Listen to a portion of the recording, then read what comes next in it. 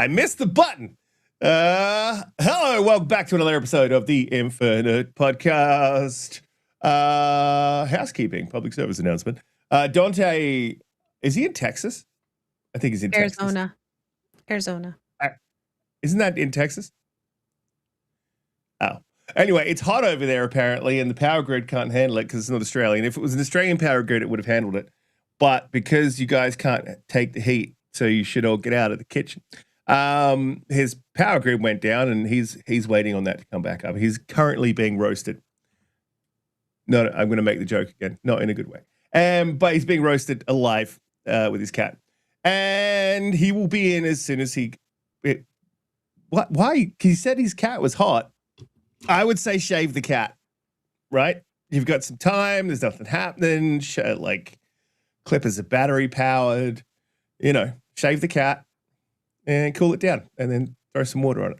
Hi, Harley. How you doing? Sorry that you had to sit here for like half an hour, but I slept in because I'm still on night shift time, so which we talked about. No, I apologize. I'm sorry. Chad, this one was completely. Chad, is that our problem?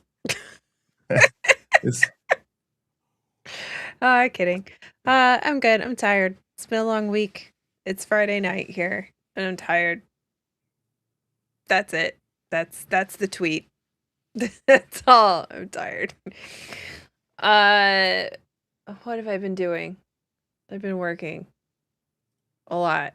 I did go back to Arc Raiders because there was a wipe, so I've been playing some Arc Raiders and Pal World still.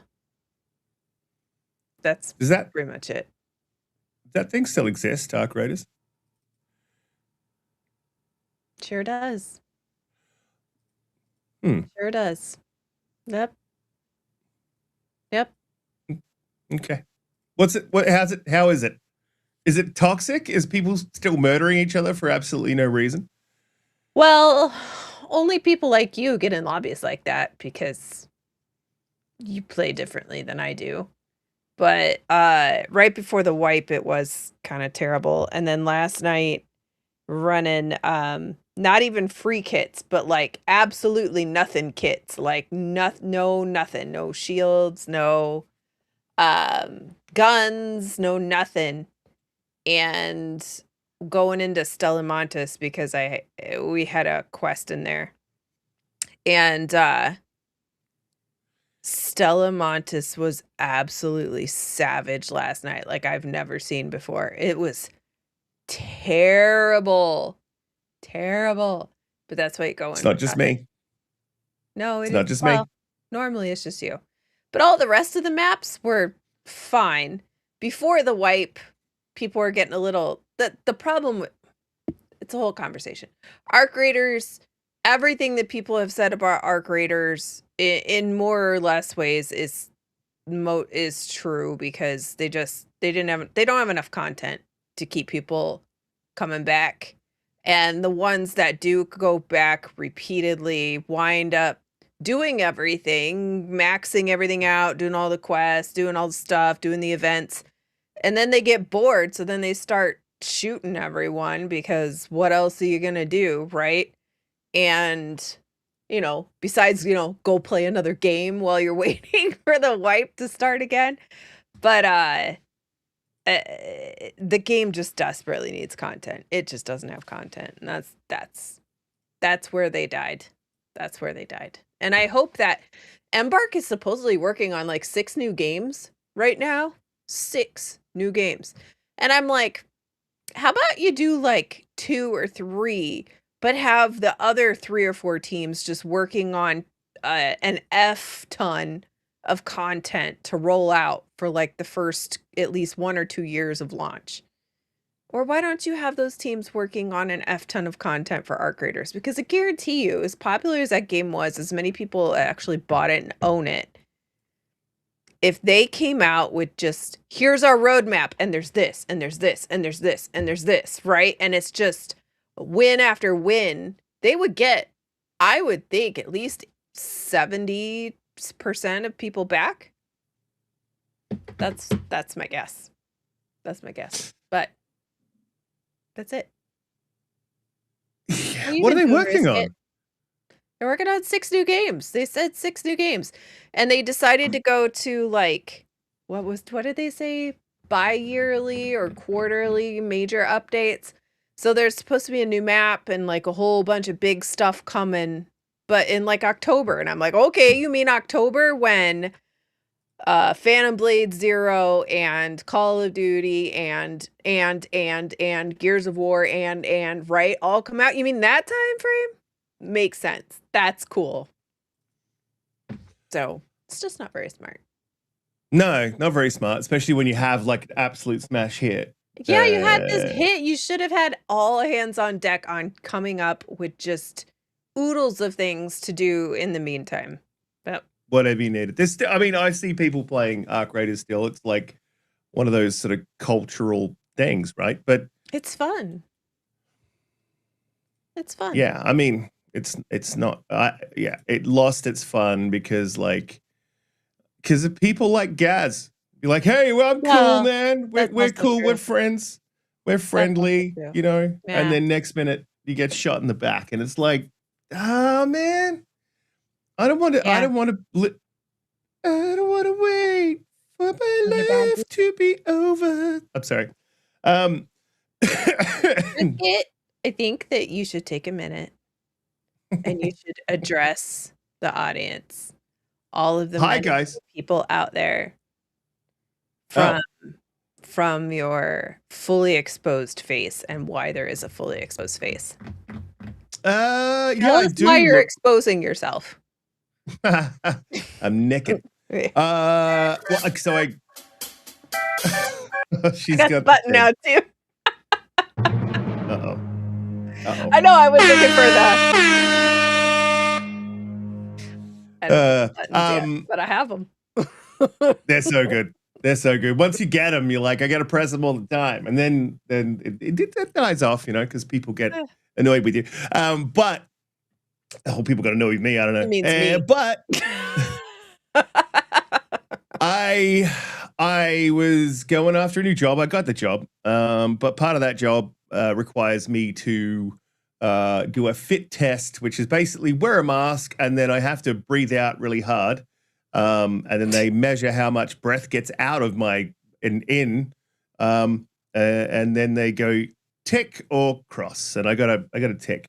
But I can't do that with a massive beard, and it's not a negotiable thing. So I had to shave it off. I wouldn't mind if I didn't have the second chin, but I have an extra chin. So yeah, I am sad that I lost my beard, and I hope that you guys aren't all sad about it, but I'm sad enough for everyone. I never met anyone like Gaz. Typically, if they're quiet, that's when you should worry. Yeah, man, I have met heaps of people like Gaz, though, like where you just like, yep, let's run together, and it's like, no, I'm all good, man. Yeah, you all good? Yeah, I'm all good. Yeah, man, cool. And then you come out and they start shooting at you, like, dude, I mean, like, don't get me wrong. There's like a 50-50. I would like lay out 50% of these guys on the ground and be like, that's what you get. That's what you get. But then it just increasingly got worse. And it's because I would defend myself, right? Like I will fight back and then I would kill someone. And then the game decides that you're a bad guy and it sticks you in all the bad servers. And I'm like, this is, and honestly, that's what it is. Like I never pulled the Gaz thing where I was like, I'm just going to murder someone for absolutely no reason. But I did defend myself. And Australians are typically a little bit more PvP, I would say. True. So there is a little bit more of that happening. And so like it just got really bad. And I was like, this is not cool. I mean, ask Darth Monad. Gray Monad in the chat, like he'll tell you he stopped playing. He played for a bit, and then he was like, nah, this is stupid. Like every time he went out on his own, like he would end up getting macked, and then like if we were together, we would end up getting macked. I will say though, Mr. Bushido, who's not in the chat right now, but he is a master at gauging whether someone is like pulling your leg, right? If someone's full of it, he like knows straight away, and he's just like, nah, and he just starts dropping them. And in fairness, I will say, I don't know if he is a master of it or not really. It's just that he like decides that they're full of it and he drops them. And there was a couple where there was a dude hiding. We had one where the dude was like, I'm by myself and I'm cool. there was literally a dude hiding in the bushes, and Bushido just started shooting, and I'm like, "What are you doing?" And he's like, "Nah, this guy." This other guy came out the bushes. I'm like, "Yeah, he knows. He's like a master of telling whether people are full of BS or not." We're not swearing yet because we're not deep into the show. What have I been playing? Holly, what have you been playing? You've been playing a little bit of Arc Raiders. Anything else? Pal World. Well, I mean, I haven't played it, but I've seen some pretty good stuff online. Like people having like a lot of fun with that game, like a lot of fun. It seems like very sandboxy, right? I played a bit more Doom, but not tons. A little bit more. And Grand Theft Auto. So, that's it. That's it. There's another game that puts you in the sin bin if you act up. Word. I've been playing a lot of. So I've been playing a bucket. So I finished off Doom Eternal. My God, love that game. I went up against the last boss. I died once. No, not the last one. The second to last one. Yeah, the con maker. Yeah. It was fun. With the fire and the floor that would just the like witch things that. Yeah, they're flying around one. Yeah, like I died once, and then I figured out like what she was sort of up to, and then I was just like, oh, well, all I can do is shoot the head off. On baby mode. You were playing on baby mode. No, I was on. Is it normal? Hurt me plenty. Hurt me plenty. Yeah, I was on hurt me plenty. Yeah, so like I figured out if I shoot the heads off those other things, they give me a lot of health, and I'm like, cool. So I'll save these guys, dodge them. Shoot, and then every time she's on one side, I'll be on the other side, and then I'll just hop backwards and forwards because she sets the ground on fire, right? But she only does half at a time. So I was like, I'll hop over here and I'll hop over there, and then it took me a long time to kill her. It was like a good 15-minute, 20-minute battle, but like I got her. She got me once, killed me once. The second time I was all over her. Finished that off. My God, that game is absolutely fire. I don't know what's wrong with me. I need to give games a better chance because like I did the same thing with Control. I played it 3 times and I was like, the first 2 times I was like, this is not it, and then third time I'm like, oh my God, this game's amazing. I did the same thing with Doom Eternal. 2016 was okay. Then I jumped a little bit on Doom, the Dark Ages. I haven't gotten to the Spear yet, but after Eternal, I sort of get the back and forth where people are like, this is not it, right? And I'm like, whoa, it does feel heavier and slower. But I like the shield. So yeah, and it does feel easier. Like I wasn't even breaking a sweat. So yeah, I'll get onto that more. But obviously Assassin's Creed came out. I couldn't help myself. Bought that game. I then figured out that if I plug my TV, I remember seeing a thing a while ago when I was building the PC that if I plug my laptop into a screen, you actually get better performance out of the laptop if you turn the laptop screen off, right? That you get better performance out of it than if you were just using the laptop screen. That is true. Thank you, NVIDIA. That is true. And I plugged that into the TV because I wanted to chill out on the couch, and I'm running Assassin's Creed at almost everything on very high with quite a few things on ultra. And the thing is just running like a dream. So I was like, oh my God, this is amazing. 4060 plugged in, ray tracing, everything maxed out. Anyway, so it was amazing. And then obviously, I want to talk about this because it's our first sort of topic that I want to dive into. And we got a couple of super chats that I have to read out. But before I do, please the like button, share us out. We go live 8 p.m. occasionally. We go live 8 p.m. EST every second Friday at the moment, and things will get a lot more stable with this new job. So I cannot wait. Lotus Spree with a $10 super chat says that blue number is wrong. I don't know what you said that was wrong, but it says that blue number can do no wrong. I think you should say it louder. Louder. But the next one you can read louder, whatever it might say. And then we have another super chat from Lotus Spree with $10 super chat says that blue number is still doing wrong. Doing no wrong. Yeah. Right. Yeah. It's you got to stop sending those super chats. No, I mean, send them. It's fine, but don't. Hater. We're gonna jump on the first topic, and this one's a little bit. It's gonna get a little political. I'm sorry, because there's a little bit of politics here. So I played a little bit of Halo Infinite, right? Probably, I think about an hour-ish, maybe two. Arr. Mhm. And I will bring up the footage because I captured some footage on my 5090 maxed out settings with everything dialed up to huge amounts on my monster 5090 PC with the stuff and the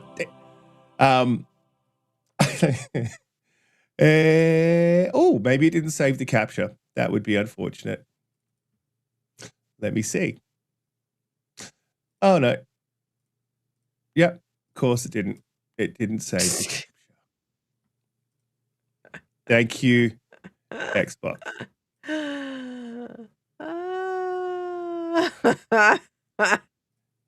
That is unbelievable.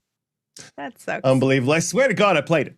And I don't know what's going on with my camera. I don't know why. Yeah, it's looking a little bit strange at the moment, but I'll work on give that. the people what they want, Riskit. What is that? FarkU has been hounding you the entire time, and you've been happily ignoring it. I know. I haven't even seen fuck you in the chat. Oh, you didn't? Oh, that's interesting. Funny how that works, huh? No, I didn't see them. Hmm. I did not see them at all. What would they say if they were going to say things? I mean, FarkU said, "Don't ignore me. Risk it. Cyberpunk win." Oh, when? Yeah, I'm working on that.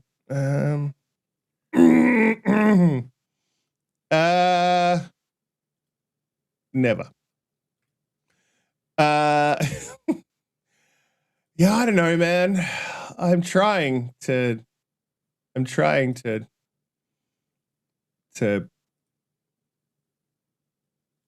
do it, but I'm not. He's not trying at all. Obvi. Anyway, go on to your controversial topic. Yeah, I mean, what was we going to talk about?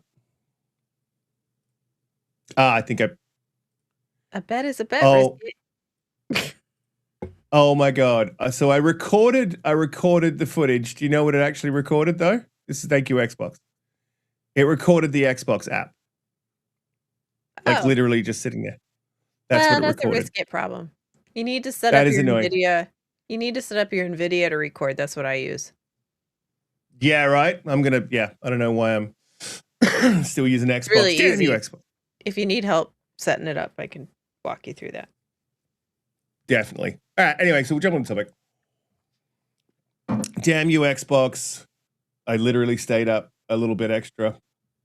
That's not true because I laid in bed. But anyway, so the launch happened. I played a good maybe 2 hours of it, I think, in total. I could probably have a look. But I played a little bit of the new mission, so I haven't got through it. So I haven't got through the first mission. There is a laptop guy, right, who's Australian, and he literally sounds exactly like that. Because like I'm West Australian, so we don't really do the full sir and no. But Melbourneites, they do the we usually go so and nah.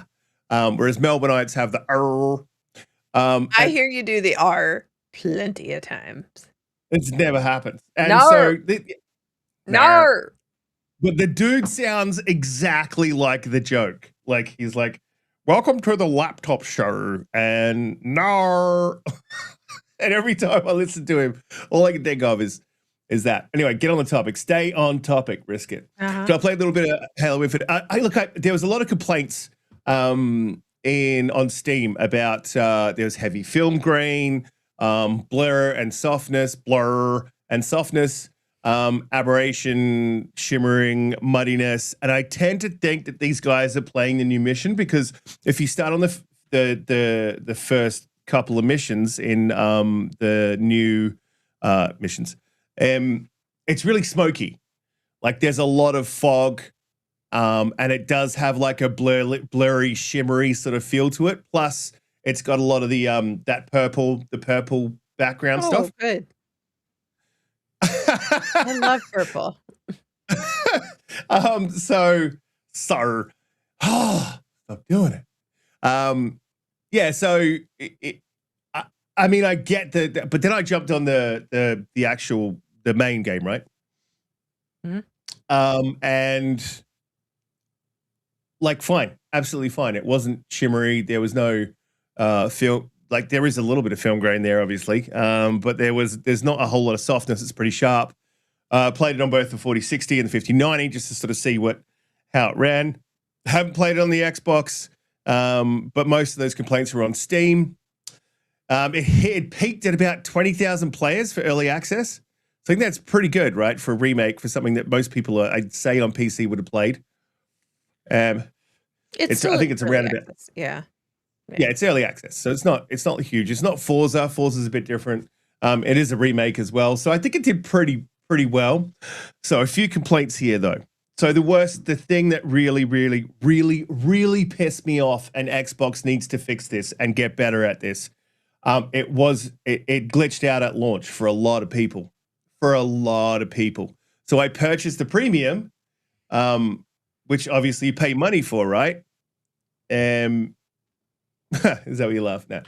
So I purchased the premium, and the thing wouldn't launch. And there was a lot of people. So I tried launching it on the 5090, tried launching it on the 4060, tried launching it on the Xbox. You could not get the thing to launch, and it was not recognizing the XS Premium pass. So that Xbox needs to just get better at that. It's just absolutely terrible. They've had multiple release problems this year with Yes. that. Crimson Desert, I wound up buying on Steam because I couldn't access it. I was trying to buy it on Xbox, and it had launch issues. So I wound up just saying forget it and bought it on Steam. Got the refund out of Xbox. Yeah. Well, that's my point. My point was, like, there was multiple people in the thread. I don't know if they did or not. Like that said they were refunding their purchase. So you're like literally losing money. Yep. And how are you not testing this coming out of the gate? Like, how are you not testing this? I don't understand. You're the third biggest platform in gaming in the world, and you don't test your launches. Like, what the fuck? Honestly, weird. Like, I was fuming. I was furious because also by the time I actually finished trying to get into the game, it was 2 a.m, right? Like, it was pretty infuriating. Yeah. So, and I still didn't get in. And then I woke up the next day, and I was talking to Idle Sloth, or Alan, Al, Big Al, and me and him were both furious, which is a sort of back and forth, like, this is ridiculous. How are they messing this up? And then shout out to Alan, who's an absolute legend of a man. Love Alan. But we were both furious. And then I got a message from Al, like, when I woke up, he's like, oh, it's working now. And it's 7 hours after the supposed launch. And I sat there watching the counter go down, right? From about 20 minutes onwards, I was just doing stuff around the house, getting ready for the launch. You know what I mean? It counted down to like 1 minute, and then it's gone to 0, and you're excited, right? And then you go to jump in, it just absolutely sucks all the excitement out of it, and the excitement turns to rage. And so, yeah, well, I was not happy, and I think it needs to be addressed. And the thing is, it's working now. It's not addressing the problem. You know what I mean? You're not getting out there and going, hey, we're sorry about this launch thing. We're working on it for the next launch, blah, blah, blah, blah, blah. Yeah, and they they put out that they were giving away the skin as like an inconvenience. But then I literally I was scrolling Twitter the day after, and I saw somebody put up, hey, if you didn't get it, here's the code, here's the Halo Waypoint website, you know. So I didn't pay for early access or even buy the game. But I just went to Halo Waypoint and redeemed the code for the same skin they were giving away to everyone as the like whoopsie poopsie, sorry. Yeah, I mean, Yeah. that's laziness though, right? That's like you do our work for us instead of like going through and just applying that skin to people's accounts. It's just, yeah. It's just, I mean, look, there's the skin, like right there. Yeah, I just think it's, fuck you with the downtime with Halo. You could have done something good with that time. Cyberpunk. That would not be good. Comparing Cyberpunk to Halo is not the same thing. Excellent. Woo, woo, woo, woo. It would be great. Oh, shout out to Lotus Spring with another $10 super chat. Says, do I even need to say it? You already know. Holly does wrong. Holly can do no wrong. He didn't say that, but yeah. So look, that I just don't understand how they keep doing this. They did it with Forza. They've done it with like, what's the launch issue? Like, what's the problem?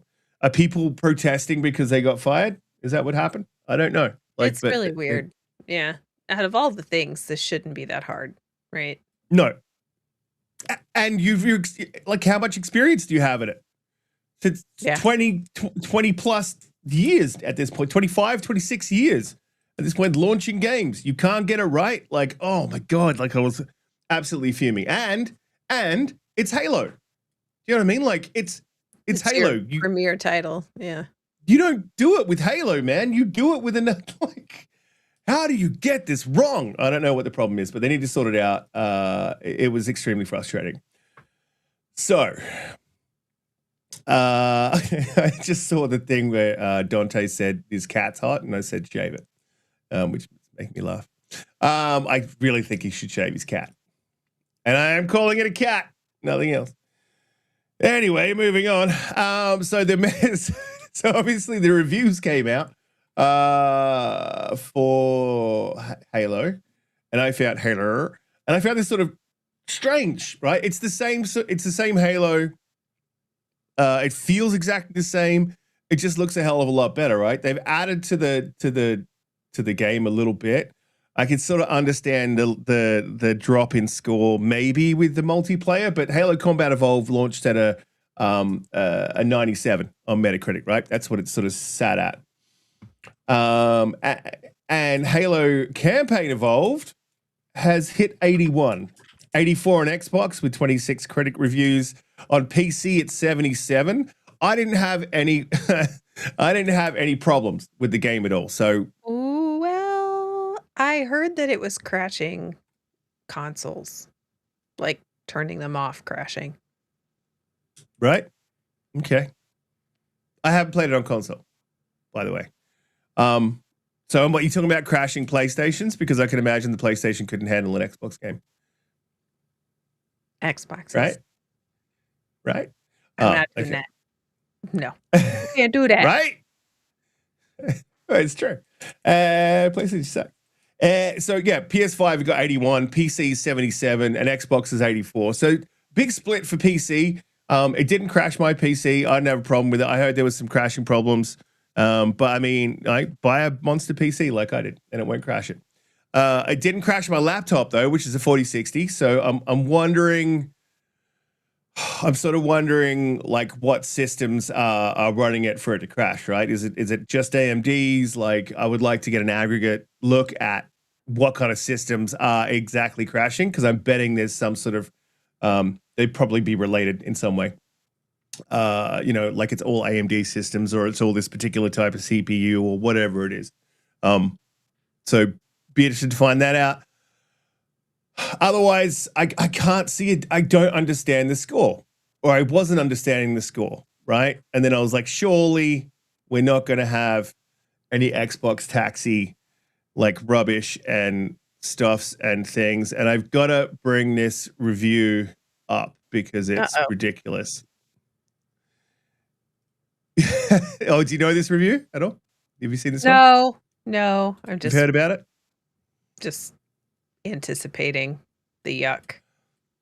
You're not even going to believe how stupid this is, right? So I'm not going to read through the whole thing, but like it pretty much can be summed up. This ridiculous review is, Let me just read verbatim here the last exiting. I won't lie, it was great to be playing Halo again when the frame rate wasn't tanking. But it's hard not to feel like the franchise, Xbox, and everyone involved has been severely let down in recent years. We've had one new Halo game, Infinite, since 2015's Halo 5.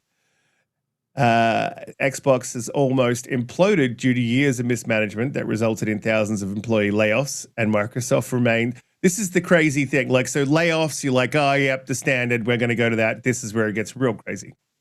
And Microsoft remains on the BDS boycott, divest, sanction list in connection to what a UN commission declared a genocide in Gaza. Whereas the original Halo brought with it the promise of a new era for video games, this remake feels like it's in part being developed to make us feel good things about the brands again. Nostalgia and the realities of today have rarely clashed so heavily. Like, what the actual fuck? Like, why does Xbox give these people codes? Like, what the, like, I had to look into who this dude is, and he was VGC, I think pro Wait, is this from VGC?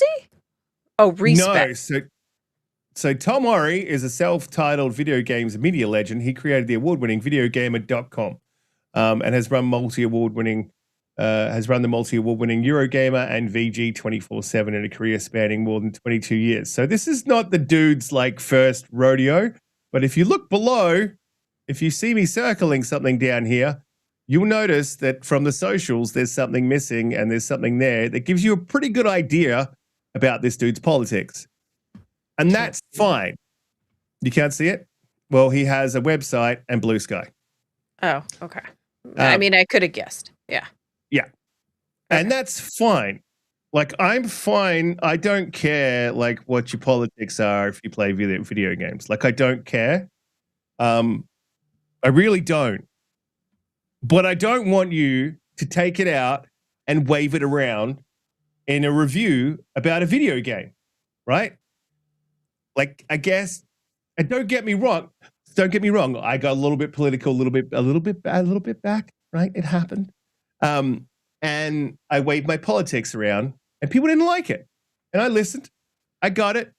I learned. I stopped doing it. But in a video game review, you're talking about Gaza? Like, what the fuck? Like, it's nothing Like, to it do. would be fine. It would be fine if you have this opinion and you just want to write an article about a gaming company and its correlation to but you can't use a review as the space for something that's completely unrelated. If you want to write an article separate just about Microsoft and your opinions on their politics, that's one thing. But the game, yeah. Like Like, the look at this. Hogwarts, like the Hogwarts thing, you could almost even say is a little more justified because, well, no, it's not. No, it's not, because it wasn't characters in the game. It's just because of J.K. Rowling. But like, it's so stupid. I'm sorry. Like, look at this though. This dude like referenced this in an article as if this is as if this is something that you should take seriously. Also, And like but look I at def- how I many don't. ads and stuff are on that page. Like, this is not a highly regarded website, is it? No, this is him starting. Yes. Oh, that's a great way to start. Again, right? Like, you have your opinions. If you want to write about a correlation between a company and its politics, that is completely fine. And you should feel like if you want to do that, you should do that. But it should never infect an actual review of a game, because the people working at the studios aren't the organization. And by you shitting on their game through a review does nothing to the organization. It just affects the people at the studio, right? Like the working people. You should see the ratio.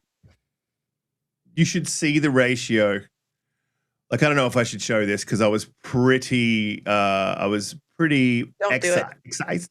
Don't do it. The Twitter thing. I don't know if you've seen this. I haven't, but I can suspect. Don't do it. I have to. This is what I said. And this is I was like, keep your political bullshit off Metacritic.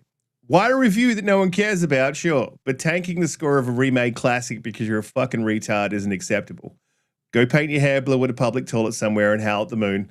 Write an article for The Guardian. We don't need this bullshit in gaming, you total wit. I feel like I was fair, right? And measured and even. Holly, do you agree? But I just like, what? Why do we have to put up with this in gaming? Like, why is, like you said, right? Write a fucking article for The Guardian. Write an article for your own publication that addresses the issues that you have with specific companies in gaming and your supposed support. Like, it is just third order, fourth order connections, by the way, Microsoft, to that war. But anyway, like, if you're so excised about that, put it in a fucking article separate to the review, right? And the other thing, which we will, I can guarantee you, I could go to all the reviews now, have a look at the reviews, and I could probably find at least 2, if not more, that reference how bad Xbox has been and Microsoft has been in the recent past and how mismanaged they've been and blah, blah, blah, blah, blah. That shit is not relevant to a game. Maybe you could talk about Halo Studios being mismanaged and that could, but at the end of the day, again, that's just not relevant. You should be writing the review about the product as you receive it, not about the company that made it, not about the company that publishes it. Like, it should be about the product as you receive it and what you think of it. Nostalgia-wise. Dare say that I could say that even at the most, I still think it should be completely separate. But at the most, you should write the review. And then if at the end you want to say, this paragraph does not affect my score, and make the score on everything that you wrote about the game, and just have a short dialogue about your opinion at the company and your disappointment of the company, but that it in no way affects your score. But I also think that it should be separate. I'm just saying, if for some reason you really feel like you need to put this in there, it should never affect the score, and it should never be part of the actual content reviewing the game. It should just be a separate thing. It should be a separate, like 100% separate thing. Like, it's just not relevant to the game. Like, I don't know, that dude just went off on down the track. I could show you the one other thing you might notice is his review got 7 likes. My comment got 64. He got ratioed into absolutely oblivion by someone who doesn't have a massive following and who just basically called him a retard. You know that this is how you know you have effed up. Missed the mark. You've missed the mark. You've missed the mark hard on Twitter is when you've got a minimal amount of this is 2 things you might know. 1, you've missed the mark. You've got a minimal amount of likes and a ridiculous amount of comments. Like, and the ratio is way off. He's got 50. This dude's got 50 comments, 7 likes. Or you may have upset a community, like the PlayStation community, because that happens often to me. I can't deny. Although I've been doing it a lot less lately, upsetting the PlayStation community because they're already upset anyway by PlayStation itself. And, you know, if they hadn't just bent over every single time PlayStation did something, they might not be in this position. But hey, we'll talk about that topic a little bit later because we haven't talked about it. That wants to know if the score had any weight in the Metacritic total. Yes. There you go. Yes, it did. Yes, it did. And that's his Aussie wig party. Riskit needs to stop showing his Aussie wig party. What does that mean? Aussie wig party. Interesting. I don't know what that is. Yeah, but RSJ fan says keep your politics out of video game reviews. Yeah, and look, I can absolutely 110% agree. When people say keep politics out of gaming, pretty difficult when you're writing a story. There's got to be something in it that's sort of like, it doesn't need to be like red versus blue. But even Halo has red versus blue. But it doesn't need to be like a red versus blue. There's going to be something political. Like Game of Thrones was super political. It was about politics and murder and wars and dragons and stuff. You know what I mean? Like politics was all through that thread, right? So keep your politics out of gaming. Yeah, like difficult. But keep the current politics out of gaming about what's happening. 100%. Like it's just like seriously. But I'm trying not to swear. It's difficult, but I'm working on it. Go away is in Australia. We would say something else. It's a new Riskit. I'm trying. I offend a lot of American sensibilities. Shout out to everyone in the chat. You guys are absolutely amazing. Appreciate every single one of you guys for supporting us throughout the intermittent thing. Gray Monad said it got marked down because of the purple in the game, and that again political. Yeah, I don't think it was that, and I just think like Halo landed at 97, the original, and that's this one's 81. There's a stark contrast between those reviews, between that score and and there's not a whole lot of difference between the game. The multiplayer missing, if that was referenced often throughout the Metacritic reviews, I can understand it, but I just do not understand this score. I think it's absolute BS, and I think there is an Xbox tax. There's just Xbox tax absolutely comes into almost every single game that gets reviewed, and it's just ridiculous. And not only that, now we've got an additional political tax being introduced. Seriously, get out of here. See, I didn't swear. It's close. Get out of here. We do have to move. I really wanted Donte to weigh in on this, which is unfortunate that he's living in a heat wave with a hairy I'm sure cat. he feels worse than you do at this moment. So probably. But I mean, I know that Donte loves his Halo, so yeah. I mean, I think it's great. They haven't messed with it too much.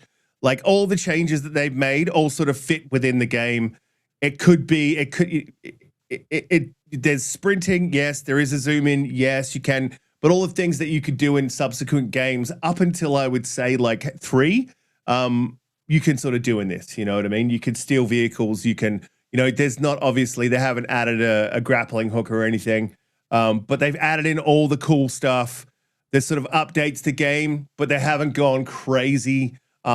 And I like the new missions. I'm not 100% sold, but I also forgot how much humor was in Halo. Like, there's a bit of humor in the new missions, and I was playing that, and I'm like, is this sort of out of Chiefs? Like, because after playing Infinite, there wasn't a whole lot of humor in that. And then I jumped back into the first. Yeah, it was weird humor, right? Like, it wasn't a whole lot. It was very little, though. Yeah. Yeah, it was sort of touchy-feely. Jumped in the first one, and I'm like, it's straight up like it's serious because the Pillar of Autumn is going down, man. But there's some jokes already cracked in the first, you know what I mean? Like it's going back to that old dude, I guess, dude bro-ish. Sort of like, there's a little bit of humor in serious situations that they're extracting, and it's just done well. And I was like, man, this is sort of what's been missed.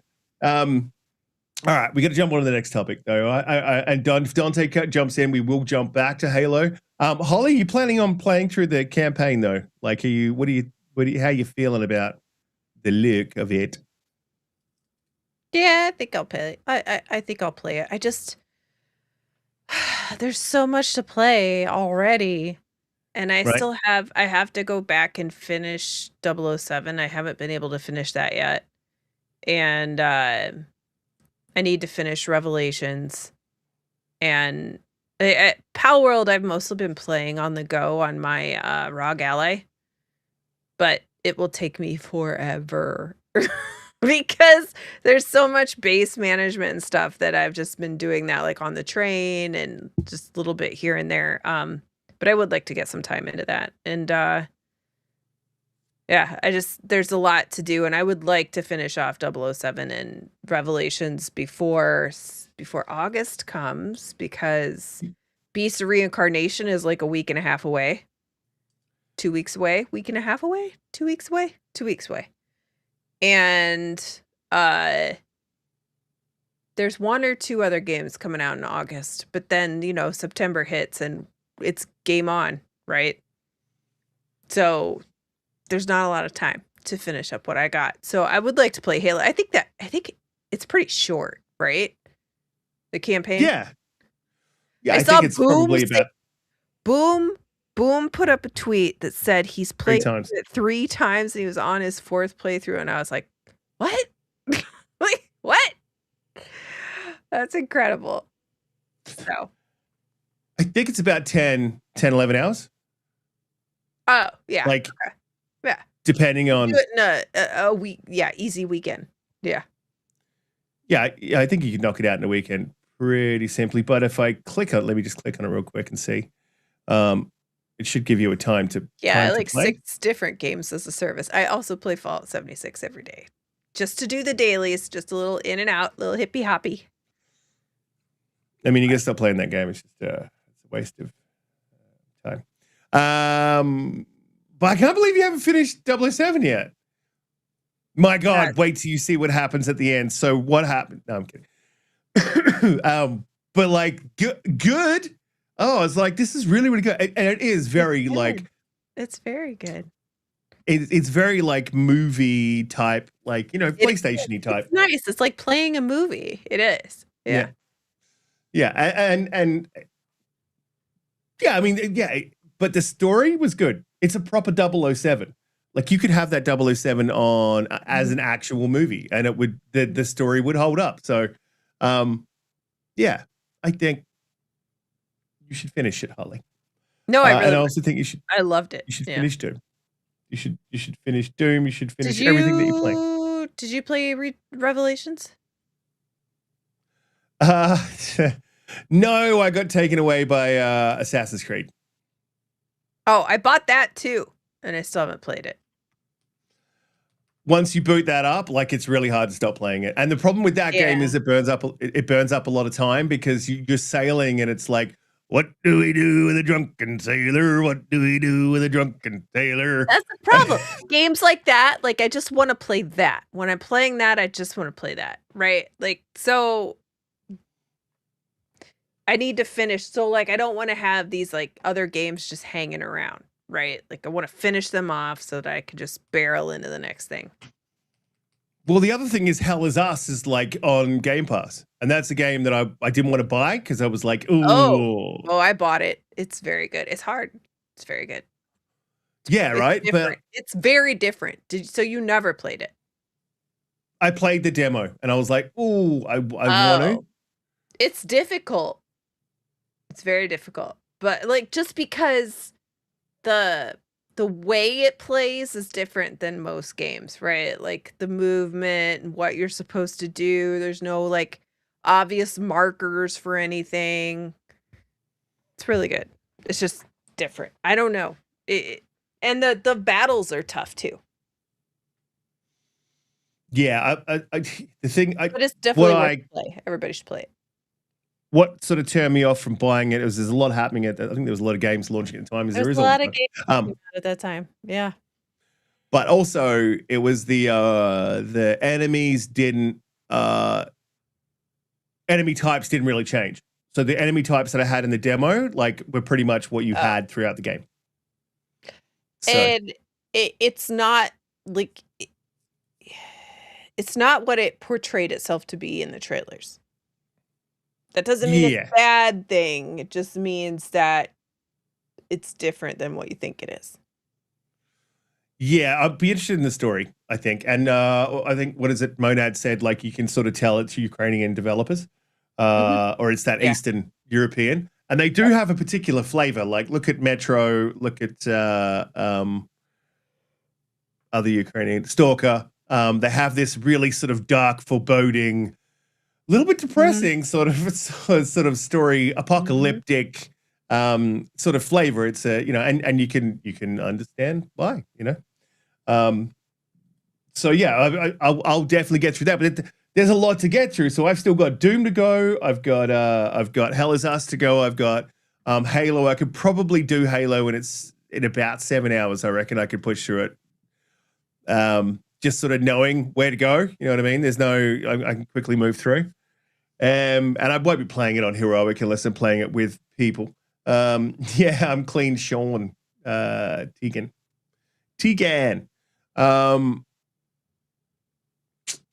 God, let's move on to the next topic, because that's what we were doing.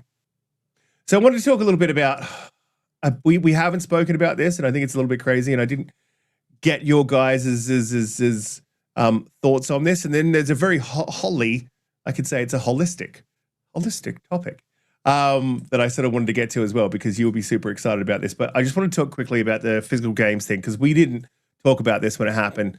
And it's beating up on PlayStation, which is something that I like to do. But it's all right. I'm out. It's not really just that, though. It's sort of crazy where we're headed. So just to harken back and jump back to what exactly what PlayStation said, as the consumer preferences in the broader entertainment industry continue to shift away from physical disc to digital, physical game disc production for all new games releasing on PlayStation consoles will be discontinued starting January 2028. Following this date, new games will be available on PlayStation Store and retailers in digital formats only. This transition has no impact on games that have already been released or will be releasing prior to January 2028 in the disc format. This is a natural direction for Sony Interactive Entertainment to adapt to consumer trends, as the general preference for digital media significantly outpaces physical discs. Transition will enable us to align more closely with how most of our community prefers to access and play games today. We'll continue to prioritize our resources to drive innovation in how players can access games and provide choices as to where players prefer to purchase the new games. Whether that's at retailers, PlayStation Store, we remain committed to delivering a world-class gaming experience to our fans, and we thank you for your continued support. So a couple of things on that I just want to sort of pick up on is one, yes, digital significantly outpaces physical, but physical still, it's not a massive chunk, but it's still a chunk, right? Yeah, so they're saying roughly like the split's 10-1. You know, but when you're talking a 10-1 split for a lot of games, it's you know, you're talking in there, say you sell 1 million copies, maybe 100,000 of them are physical. Or maybe it's a little bit less, it's 5-1, or sorry, not 5-1, maybe it's 20-1. It's five. Come on, brain. At 50,000. It's a big chunk. That's not a small chunk. So, and that's been, I think, reported on this week. They were talking about how many physicals actually still sell.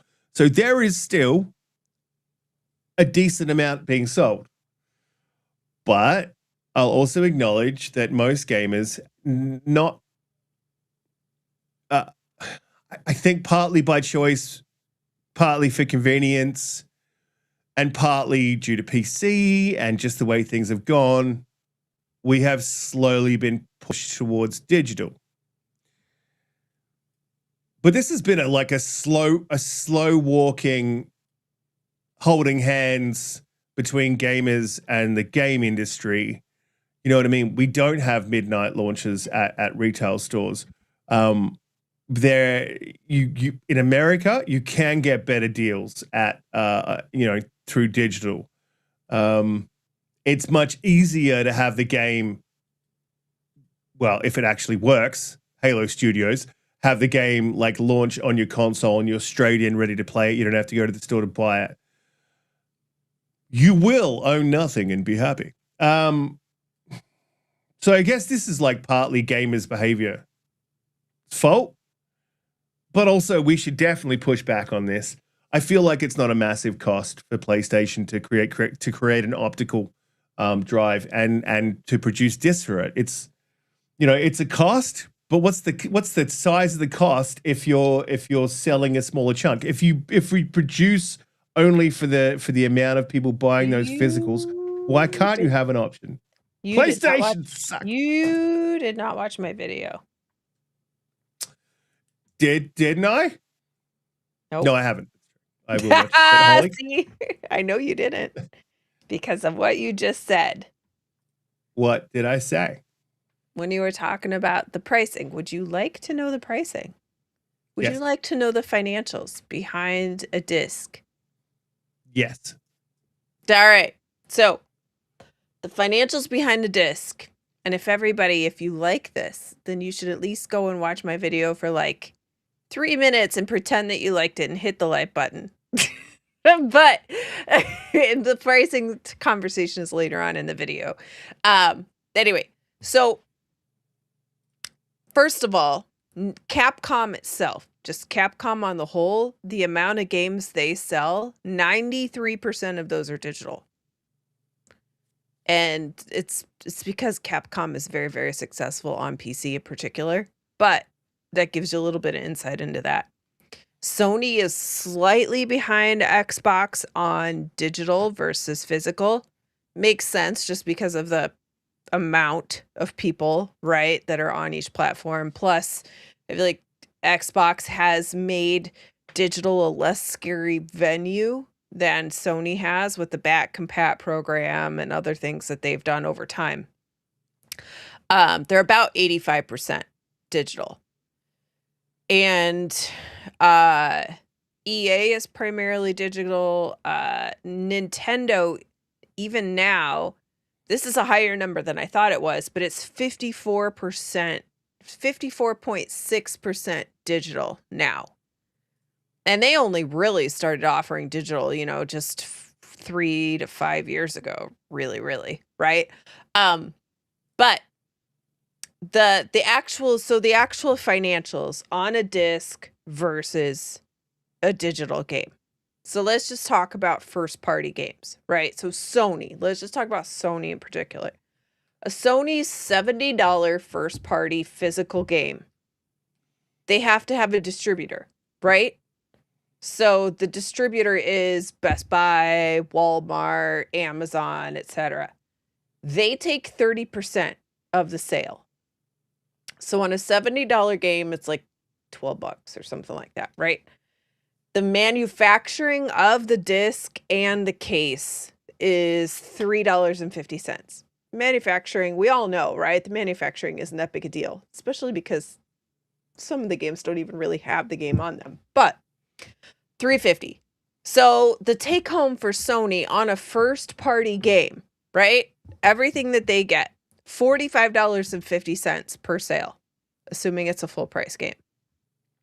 Now, let's take a $70 third party game for Sony, right? So that's like an EA game. That's a PlayStation game. Physical, again, the retailer takes 30%. So Best Buy is going to take 30% of that sale. And then the licensing fee for Xbox or PlayStation to say, you can have this game on my platform.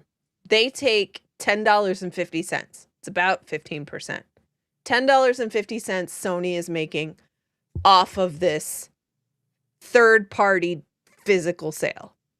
And then the publisher... They don't manufacture the disc, right? Yeah, the manufacturing's the same. It's about $3.50.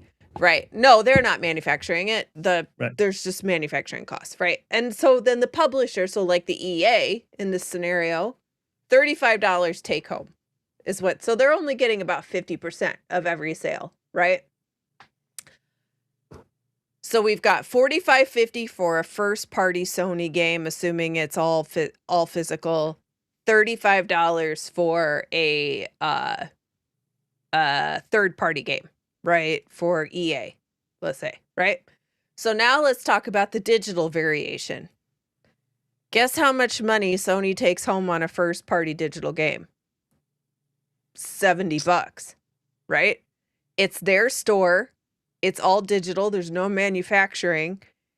They don't use any other platform to sell their games. It's solely their store. That's it. Full $70 versus the $45.50 for every single sale. Now let's talk about third-party games. So that EA game where they put it on a shelf and they pay Best Buy 30% to have it there, it's like $21, I think. It's about 21 bucks that Best Buy makes for every sale. And then Sony makes $10.50 off of that sale, right? So for Sony to now sell the digital version of that EA game, Sony is now offering their store to sell the game, right? It's not Best Buy, it's now Sony. And they also have the licensing, right? So now they say, well, we'll save you on the licensing fee, but we're going to charge you to be the storefront for you. So they just take the 30%. So now Sony is getting $21 on every third-party sale as opposed to just the $10.50 they were getting for the licensing fee. And but then for EA, it's a win as well, because instead of that $35 that they're taking home, they're now taking home $49 because they don't have the manufacturing fees and they don't have the additional 15% that they had to pay Sony just for licensing, right? So for them, it's a win too to go this way. $14 over how many million sales? That's a lot. So you could see why Sony did the cost benefit analysis and was like, yeah, for $25.50 on every single sale on physical, on digital, like how many of those people could we lose on physical and not actually care or not actually be bothered? Quite a bit, right? So the one, and I'll go back to Tim's comment here as well, because Tim sort of made a point that I said at the time. But he's bang on. He says, I keep saying, do what they do with movies. I pay a premium for my 4K movies, TV shows, charge a premium for physical games. Yep. So what's like, it's the one price rise in the gaming industry that I think most people would understand. Like, because you understand there's manufacturing costs, there's a physical games cost to get that to market, right? And the cost is much lower for digital. Often in Australia, I can go to JB Hi-Fi and get the game for $80 physical, our money, $80 physical, whereas on the digital store, it'll be $119 or $120. So like it's cheaper for me to get the game from JB Hi-Fi, which is like your Best Buy, physically, which does not make any sense. And we brought this up multiple times over the years that we've been doing the show, like multiple times. So why doesn't Sony just go, right, cool, from now on, we are gonna continue to make physical discs, but we're gonna add that $14 on cost, right? So we're gonna make that go ahead. That makes sense. Like, I don't know why they don't do that. Like, why? And so many people I know who are collectors have actively said, I know that it costs more for me to play this game on my physical disc than it does you. So why shouldn't I just be, why am I not paying more? Like, I would be fine paying more as long as that option is still available to me. Now, I think there does become a price point where eventually they will also flip, right? But I don't think it's $14. No, it's not. No, it's not. Like, yeah.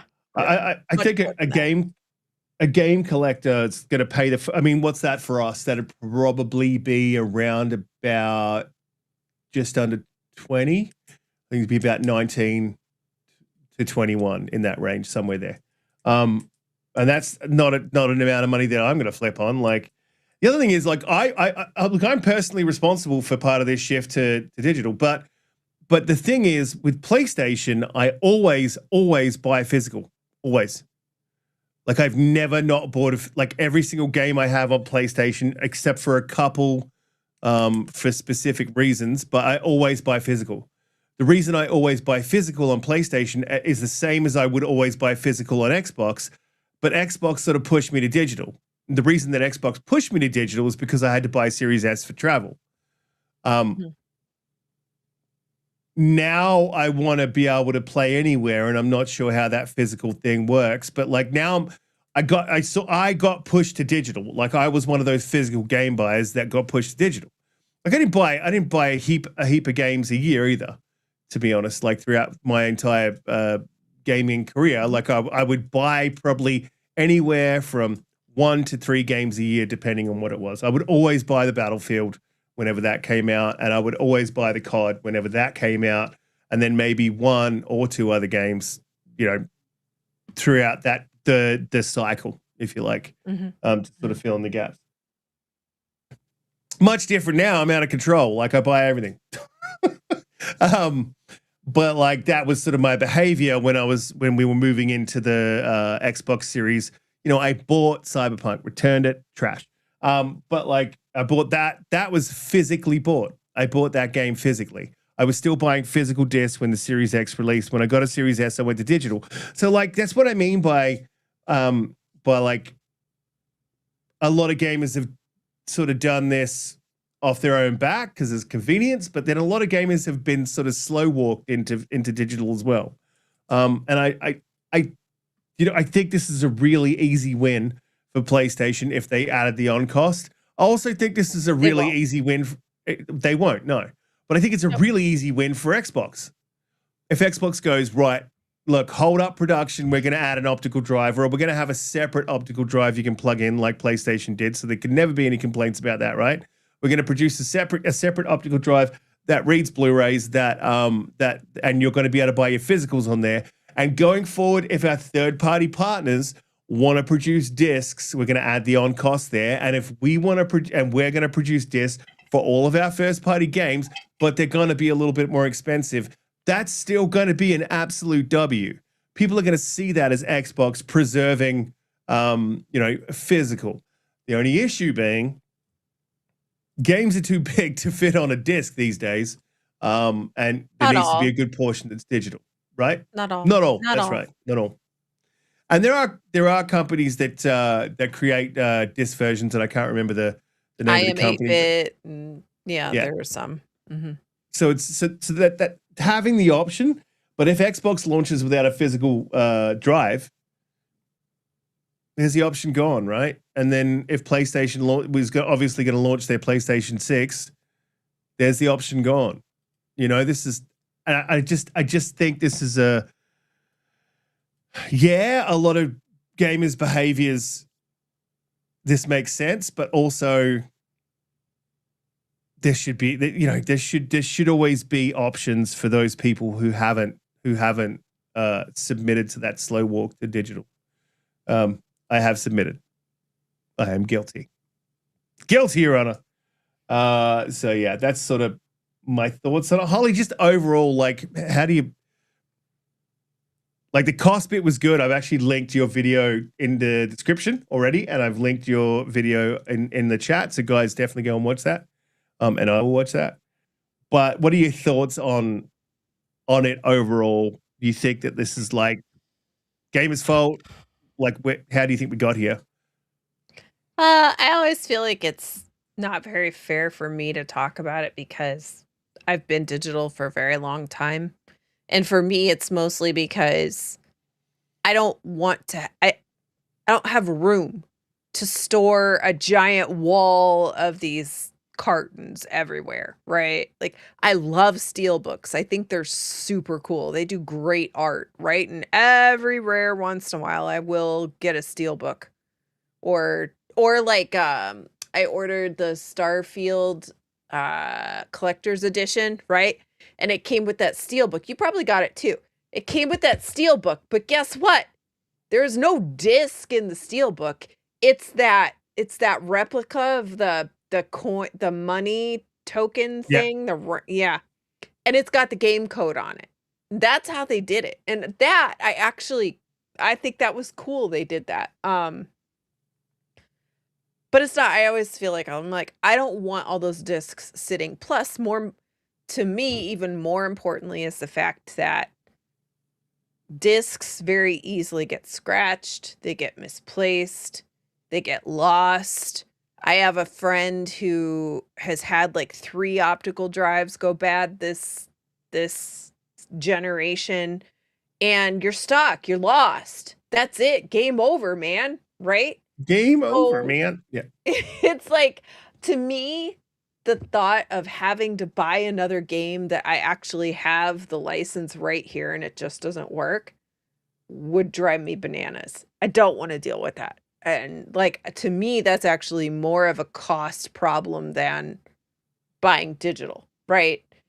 Or anyway, so that's just my perspective, but I also don't love taking away people's options.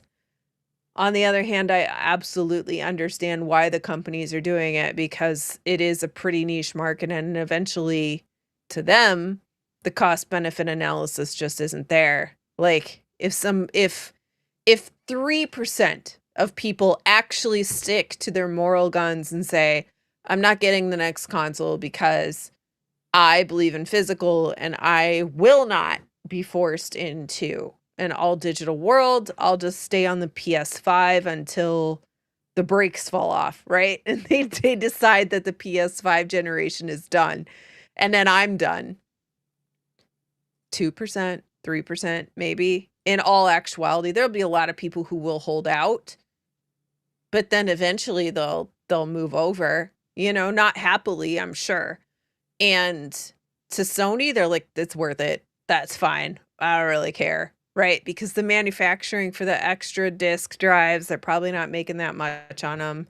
Just they already changed that. It's only one factory, but they have changed over, a good portion of that factory to go to making optical lenses for other things. But they did say that they are going to keep manufacturing discs for games that released before that date. So Yeah. if they have another sale, or if they run low on, like, let's say Returnal, right? They'll make some more.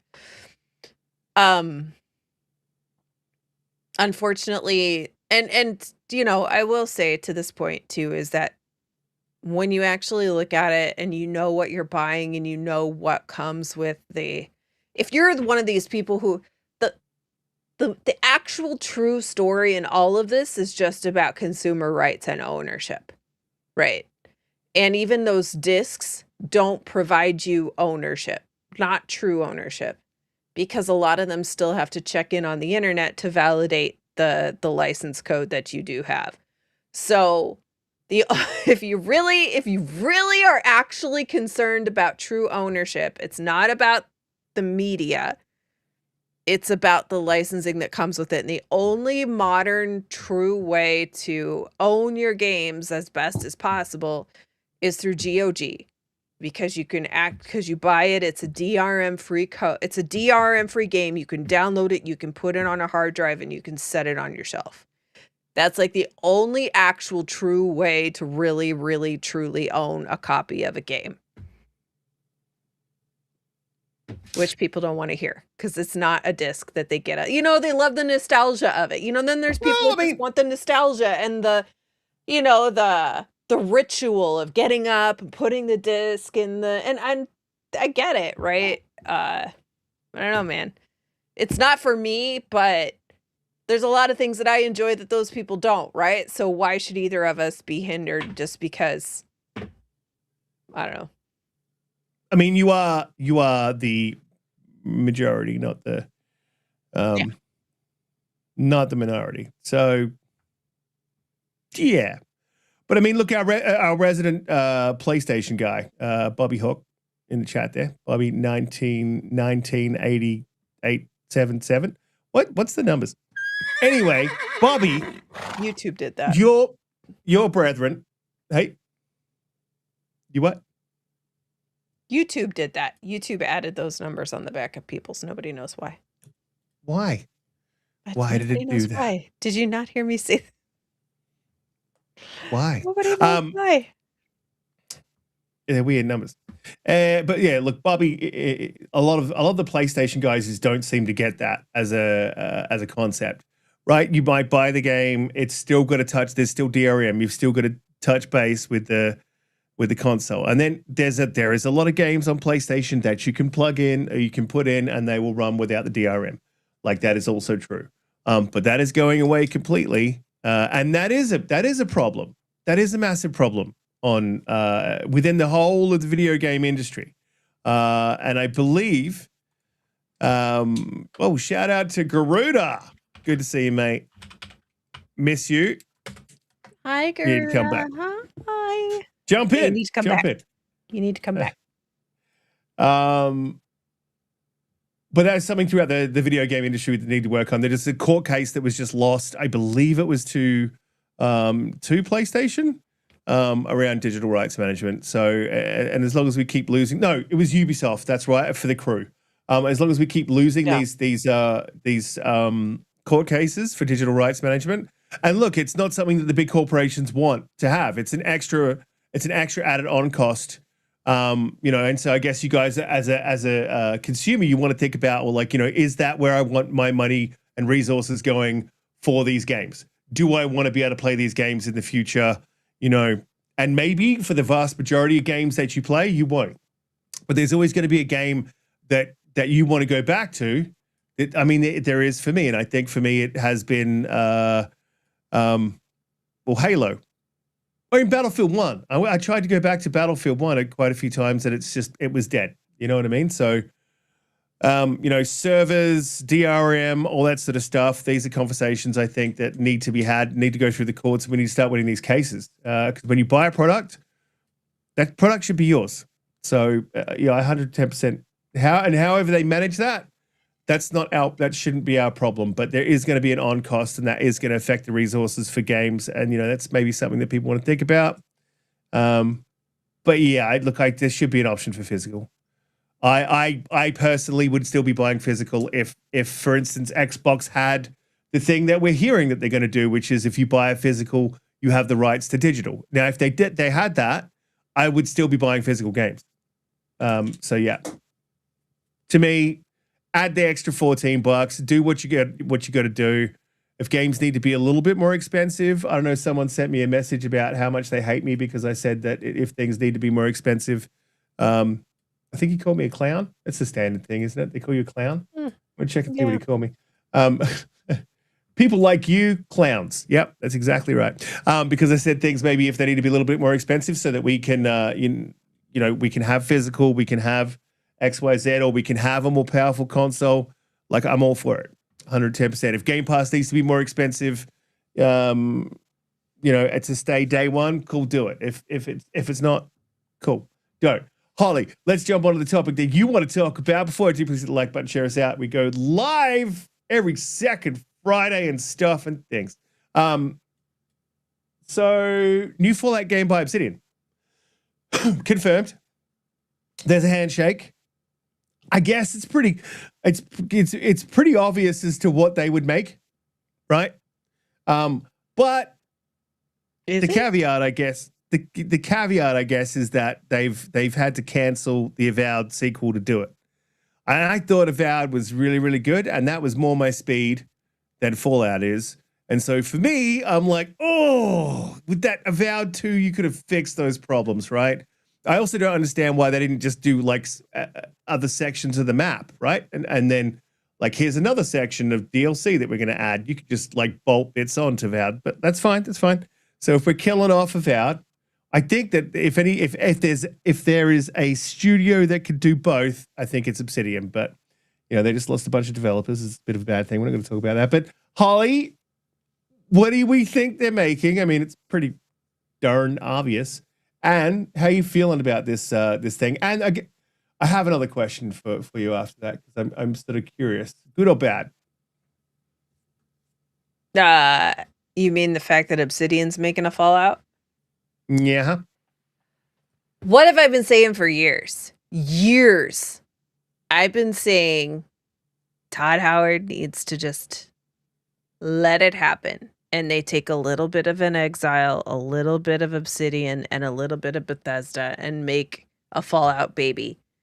Because they all worked on Fallout at one point in time, and they all have the right vibe. The studios have that flair, right? That very specific humor, the cheekiness, just the right attitude when it comes to Fallout. They're not quite doing that, but they should have done that. And we would have had a Fallout game. And I would have been right. They should hire me. Josh Sawyer's doing it, which is perfect. He's got a lot of pedigree with Fallout. And I think Obsidian is gonna do a good job. I'm pretty confident in them. I also, are you sure Avowed 2 is completely shelved, or is it just going to a smaller team? I thought Josh Sawyer was taking over a different team.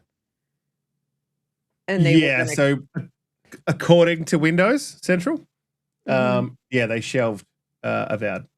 Mm. So they're That's prioritizing unfortunate. it. I find that unfortunate because I thought Avowed was a good game. I did really enjoy Avowed. Um, and I guess there's no Outer Worlds 3, which is really disappointing. But it just goes it just goes to this thing where I am just really nervous that Xbox is like, we want to just only make games that are from our big franchises. Yes, we're making new IP. They say that, but I'm like, I'm not sure how much I really believe that. I don't know. Right? I am a little nervous that they're just trying to turn into like a FIFA Madden churn and burn, get things out, without a lot of other extras and things happening. But maybe not. Maybe not.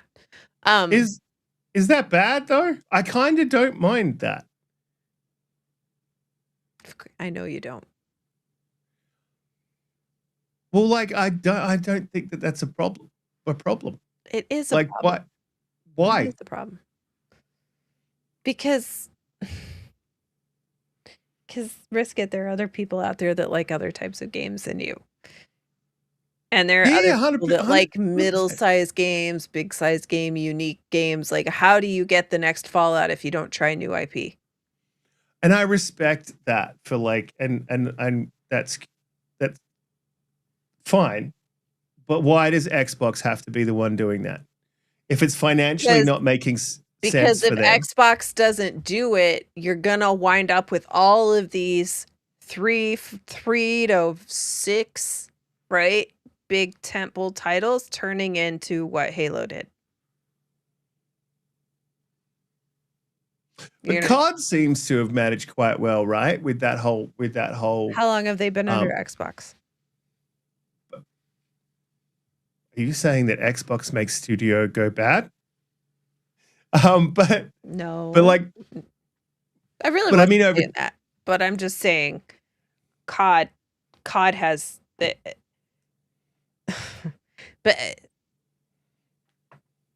but why? I mean, you love COD, right? And that's a cyclical. Do.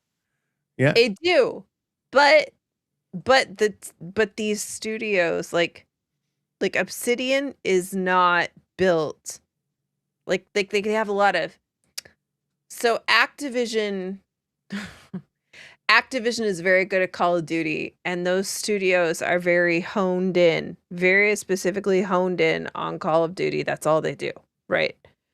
But like Obsidian is just not designed to be like the framework of Obsidian, the teams at Obsidian, the art, the cleverness. They're a very clever, successful studio, right? With Grounded and all these other things that they've done that are really good and really dynamic.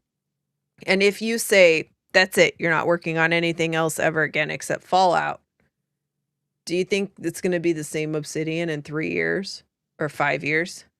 It's going to turn into the soulless husk because they could do Fallout, but why should they only be relegated to be doing Fallout all the time? mm-hmm. I mean, honestly, like, it's not going to produce. It's just like going into Arcane Austin and saying, I don't care what you thought your next game was, you're making Redfall. I need a live service game, and this is what you're making.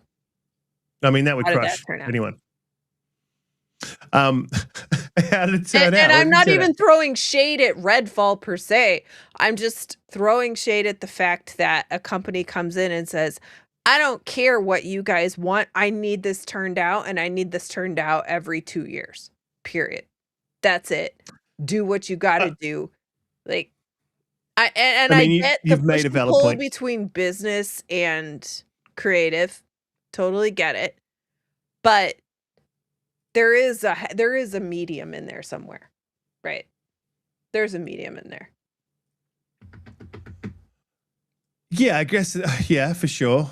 And how are you ever going to get like, and plus it just goes against like everything that you're talking about with Game Pass and all these other things, because look at Ubisoft is the perfect example. The Far Cries, the Rainbow Sixes, the Ghost Recons, like they just ran it into the ground, right? They just keep doing this, keep pumping it out, right? And here's the formula that worked. You need to do this, you need to do that. And very little of the other creative things were able to come out of there. And now look where they're at. Yeah, I mean, I guess Assassin's Creed would be a good argument for that, to be honest, because until they reset it with Origins, and then I would argue that didn't need to be an Assassin's Creed, so that's the argument still there. Yeah, I mean, you make a really good point. Like, it's a really good point. 110%. I don't have a whole lot to push back on that with, like, crushing Obsidian when they're able to make, like 3 to 4 sort of smaller games over a 2-year period, if not 5, games. Yeah. Is a skill, and most of those games be, like most of them niche, but still pretty good and broad enough to be the perfect sort of, like, I guess Obsidian is the perfect Game Pass sort of studio. They're able to make a bunch of different games and have them be successful and do it in a pretty quick, nimble way. And then having them make Fallout. I mean, they're a great studio, but yeah, that's a tough one to manage, right? Because I would argue that Xbox has given their teams, and this doesn't apply to Obsidian, because I think Obsidian, like Pentiment, maybe, but I think Obsidian has been able to take what Microsoft has given them, which is the freedom to make what they want, and still make games that are still make sense commercially just due to their cost, but also at a clip that makes sense commercially. So I think that's very different to say, for instance, Tim Schafer's absolute disaster of a studio that came out with a. Sorry. No, stop. But don't get me wrong, too. Like, I do think that they need more oversight, and they need more. They need to prove their ideas better, right, before they go all the way with them. And they need some more rigid deadlines and accountability. I think all of that is absolutely true. But I also don't think that you want to turn all of these studios that they own into a farm for like 4 games that just repeat over and over and over and over and over again. Because one of the reasons that Elder Scrolls and Fallout and Gears and all that are special is because they aren't on the yearly cycle like Call of Duty. Right? Like, you're waiting. You can't wait for the next one. You're craving it, right? And it doesn't mean you should wait too long, but you should allow, it's the what is that? What's that saying about missing you, and you know what I mean? Absence makes the heart grow fonder. There you go. Right. And yeah, but wouldn't you like it? You want it to be quality too. Well, that's another question, right? So, like, again, wouldn't you like it fall out at a regular clip? I mean, I would imagine yes, but then you've got 76, so and there's that argument there. But I guess that sort of leads into the quality. Like with Obsidian, I would argue that they're a AA studio, right? So, are we getting a AA game, like, or is it going to be a AAA Fallout? And I don't think it's a Fallout 5. I think it's a Fallout something. It's not 5. It's either a Fallout. It's not Fallout New Vegas remake, because that's not what they're doing. No, they already announced they're making the 3 remake and the New Vegas remake. Yeah, somebody else. That's not Obsidian. It could be New Vegas 2. It could be Fallout Chicago. It could be Fallout New York. It could be Fallout Florida. Like, we don't know, right? It's New Vegas 2. Maybe not. 110%. It is New Vegas 2. Not even a question. And everyone will be happy with that. And this is the thing. The crowd pleasers are happening right now. Like Asher is going like you said, like you sort of pitched it as like, it's a big commercially successful, that stuff, right? And your argument against is good, but also I would see them as cloud pleasers. These are things that went well, that played well, that sold, and that were commercially and critically successful, right? So that if you get them right, I kind of don't see a problem with that. If you then put Obsidian into the Fallout salt mines, well, then yeah, that completely valid point. Like Obsidian should be able to make the next, like, yes, they should have been making a Fallout whilst they were making Avowed, 100%, especially because of the TV show. But now you've made an Avowed. It was pretty good. I liked it. Like, I really liked it. I would play an Avowed too. So, maybe a Fallout, then an Avowed 2, and then maybe something else. But yeah, I take your point. But yeah, is it a AA, AAA? This is the thing. And then how long, if it's AAA, right? Is Obsidian Studio going to have to grow? Are they going to, or how long is it going to take? Like, do you know what I mean? Is it 6, 7 years? Because that's not really Obsidian's thing. Yeah, but like, I also don't understand why they have all of these studios and like just take some talent from one and do a temporary swap, or like have them. And we live in a world of technology where you don't have to be in the same office all the time, right? Like have some of your production teams from Bethesda proper, who's with Todd, right? Who I'm sure Todd wants to have a little bit of a say in what's going on. Like have some of the production team from there, under his purview, while Josh is, doing the main direction and all that stuff at Obsidian. Like, there are ways to do this, right? That don't require you to make all these people uproot their lives and move. 100%. That was very weird. My computer just opened the file explorer for no reason. I feel like I've been hacked. Be interesting if I have. Okay, cool. Well, yeah,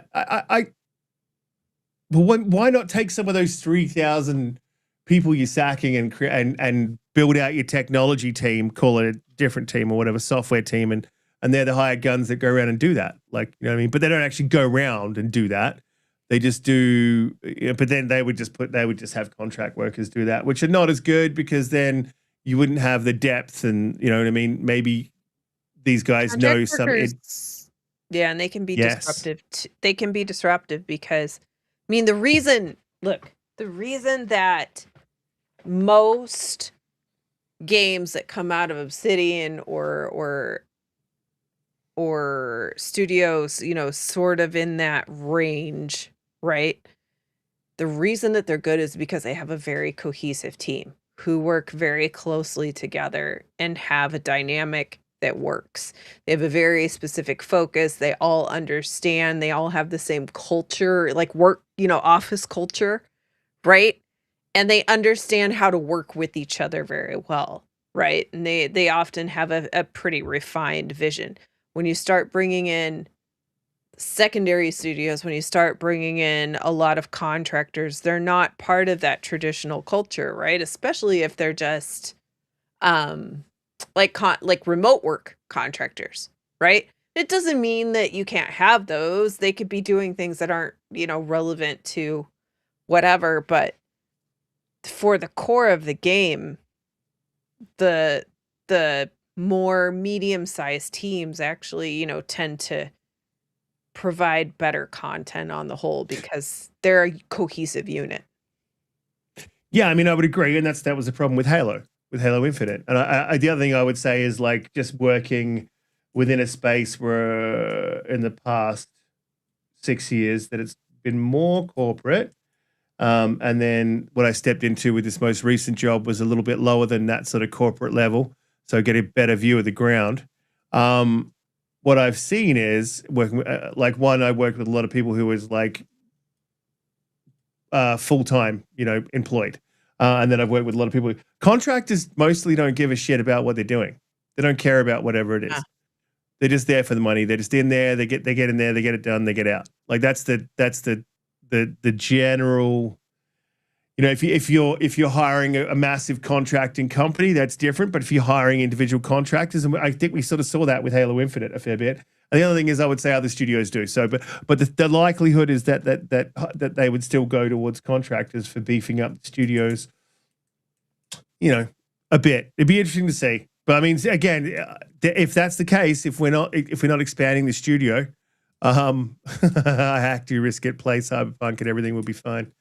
No. Well, I mean, yeah, I will. I'm getting. There's a lot of games right now, and they're better than Cyberpunk, so I have to play them. But I have the YouTube stuff set up as well. I literally have it set up on OBS, but I just can't bring myself to put myself through that. I think we're getting a AAA. A double A. And if it is a AAA, I think we're waiting a long time. So I think we're sort of getting more of a double A sort of experience of a New Vegas 2, unless they beef out the studio, which I think they should. I think what they should do is bring in, like, you know, a few more extra staff, you know, say 10. It's going to take a little while to train them. So you're adding about 6 months onto, and then once if you get good ones, they hit the ground running, you can probably pump it out a bit quicker. But yeah, frankly, it's Fallout and I don't care because I don't like Fallout.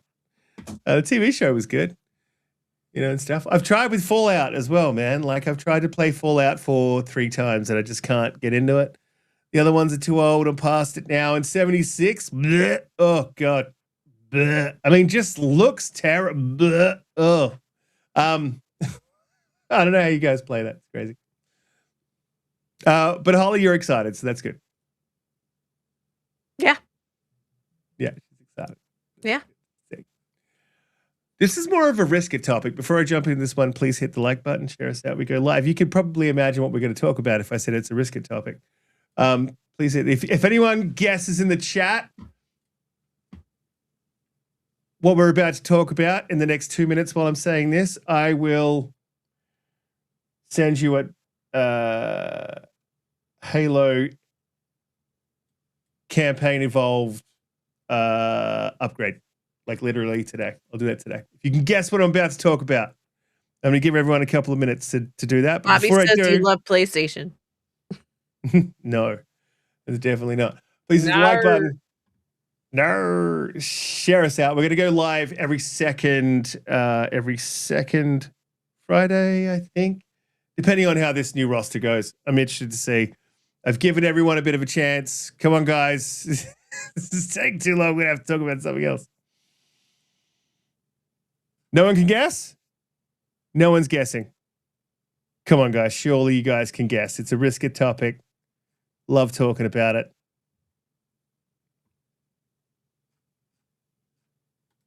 The size of... No, I'm not. I'm definitely not going to talk Media about... bias. Media bias. Nah. I mean, that is a Riskit topic, but not. You wish they would do an Unreal 5 skin on 76? Yeah, well, I mean...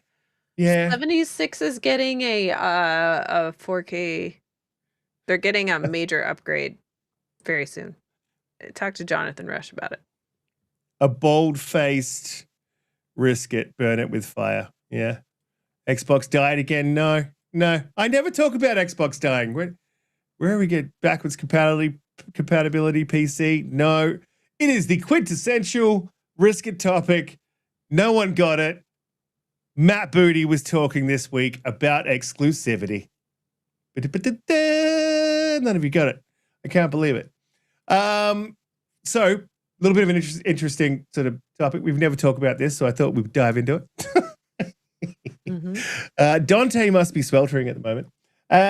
So, I'm going to shorten down some of the verbatim quotes that they had. I won't go through the entire interview. The entire interview piece was, again, sort of an Xbox taxi opinion.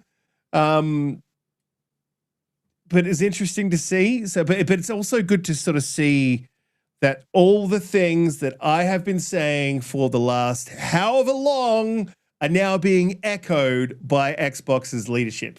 So one of the things that Matt Booty said was, we're responsible for managing big franchises, including some multiplayer live service games. They will continue to be multi-platform. So they're not going full exclusive, and I never expected them to. G'day, Talos, how you doing? I never expected them to, but obviously there are games that make sense going exclusive, and there's a couple of things I disagree with in this, and Holly, I'll get your overarching after this, and I feel like Donte's not going to make it today. These games have built massive communities, and they depend on having big audiences. We don't want to be in position of taking something away, and we want to be additive. So that's something that we heard with Phil Spencer during his tenure, is they don't want to be taking games away from people. Mm-hmm. But there's a limit here, right? So Matt Ball said we have titles where we've made a commitment to our partners and to our players, and that they're going to be multi-platform. We'll be respecting this commitment. And senior sources at Xbox said that it would simply be too difficult to reverse course with titles already announced for PS5. Partnerships are in place, marketing is in production, and the gears of printing, shipping, and retail businesses are already in motion. Well, I'm going to yell in a minute. Well, fucking cancel it, guys. Sorry. Like, why don't send Fable to PlayStation? Sorry, Bobby. I know this is probably going to be like, just don't send it there. Like, it makes no sense. Fable was an exclusive. Cancel the printing, cancel the marketing, cancel the shipping, close the retail stores, and don't send that shit over there. Like, do not do it. My dog's looking at me in a weird way. I'm not crazy, right? I want to see your dog. Lift him up. Oh, he's heavy.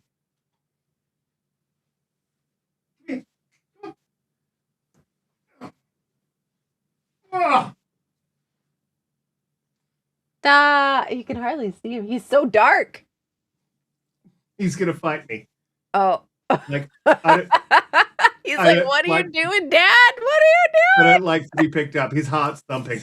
He's like, let me out.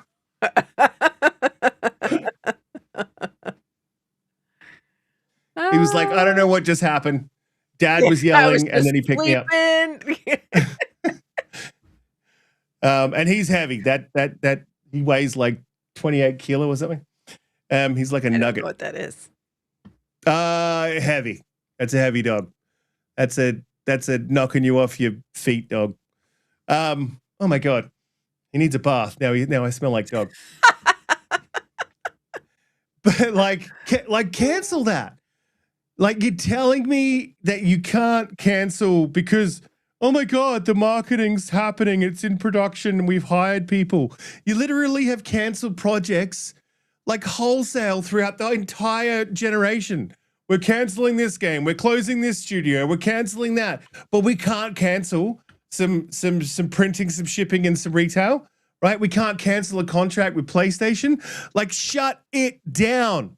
Like, what are you doing? The amount of damage that happens to the brand every time you send something to that horrible looking console is immeasurable. Stop sending games there. You've realized the error of your ways. Now take it all the way, man. Commit. The logical conclusion. Go after it. Do it, guys. Jesus.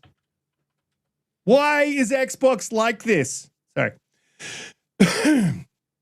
So just on that, there's a few more that I sort of wanted to go through. So obviously multiplats are not going full exclusive. Completely understand that. That's fine. DeMarco, you can just sit in the corner and be quiet. Like there's a few more of the things. I understand there's going to be, there's not going to be exclusivity. Multiplats doesn't make sense. 110%. Like, does not make sense. Cool. No worries. But the games that make sense that you're still sending over there, what are you doing? Holly, what do you feel about that?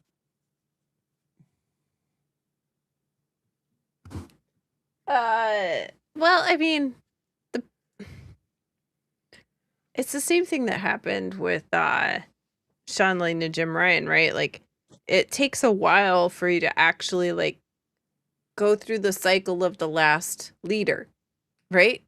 And Fable was promised to PlayStation by the last leader. I'm sure there's contracts in place. Like, there really isn't much more to say on this except that there's a contract. It's going there. Live with it. And then, like, you just got to see what they do from that point on. It sounds as if exclusivity is going to become very commonplace and going to be the thing moving forward. But I can only imagine PlayStation has such an upper hand this generation that I'm sure they demanded certain terms in that contract, and it's just not viable for them to pull back out of it. That's what I think they're doing. I just think you gotta get through what's there. I think Clockwork is going to be an absolute gem of a game, and that's going to be console exclusive.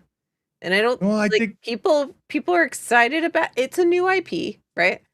People thought it looked really cool, and I don't think people are going. I don't think they're giving it enough